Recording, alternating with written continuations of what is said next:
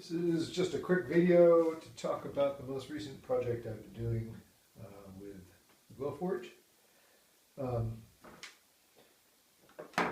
project itself is to make a model of a thing, not the actual thing. The piece is this, it's a sculpture, probably end up being maybe twice this size, so out of the camera frame high. But the idea is that there's a gimbal and a weighted stick, and if I get the stick and the weight balanced nicely, then a little breeze should be able to sort of move this around. And I'm thinking at this point it's probably just going to be an outdoor kinetic sculpture.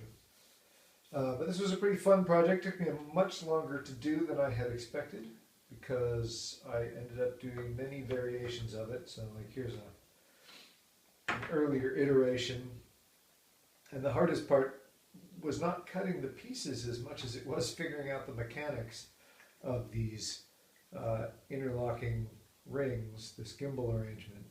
So this one just has holes drilled through it with small wires inserted in the holes, and that works okay.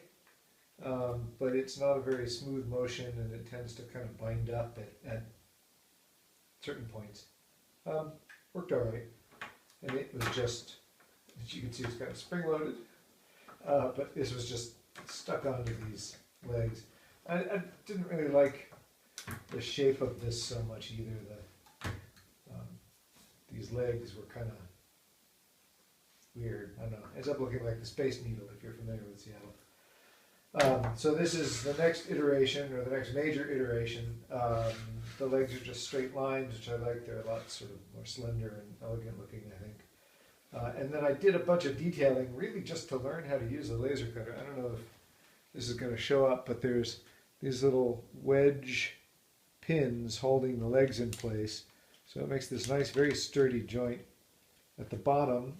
And then these top rings are actually in two pieces, and there's brass tubing and pins in there to make these very nice pivots. So this swings around really nicely.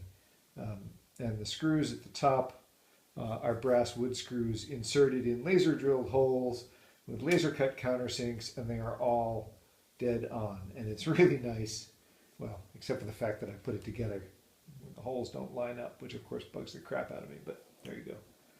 But being able to use the laser cutter to make countersinks, that's great. So that's it. Just a quick shot of this project, which took way too much time. And I'm thinking that maybe I'll make a larger version on the laser as well and just see how that works and whether I like it as much at that point. Thanks for watching.